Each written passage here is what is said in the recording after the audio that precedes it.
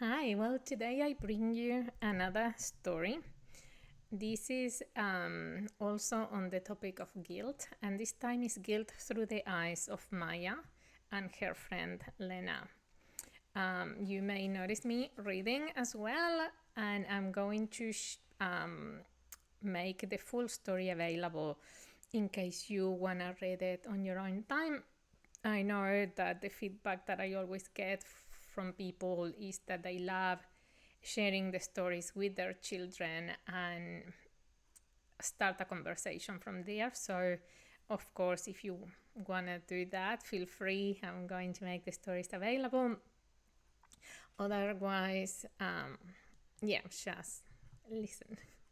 So, the story is, of course, about divorce. It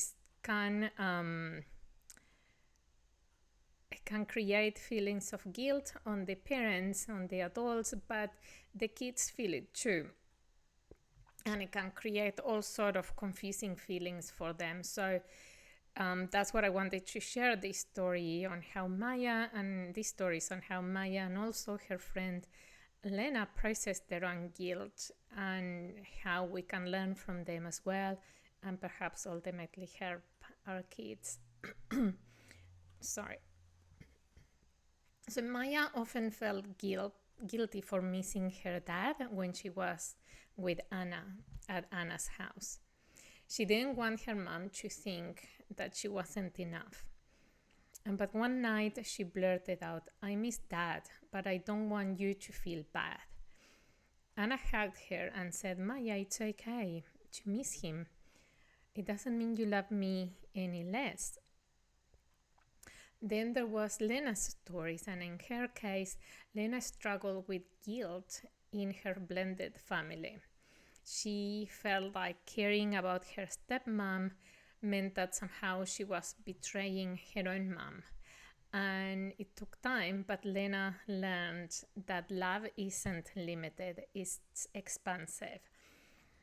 Both Maya and Lena, with her stories, remind us that how deeply guilt can affect kids, even when they can't put it into words. Sometimes they need us to pay attention and try and start the conversation, creating that safe space for them to open up.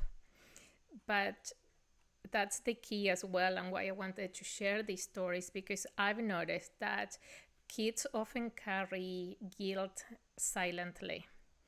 Adults do too, but it's our own guilt, right? But with the kids, inviting them to talk about it openly and acknowledge their feelings while we do the same for ourselves can help them process their emotions.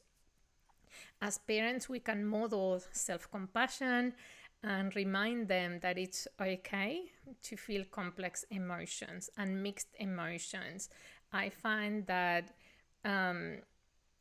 personally, with my own kids, I share a lot of how I'm feeling and what I'm going through.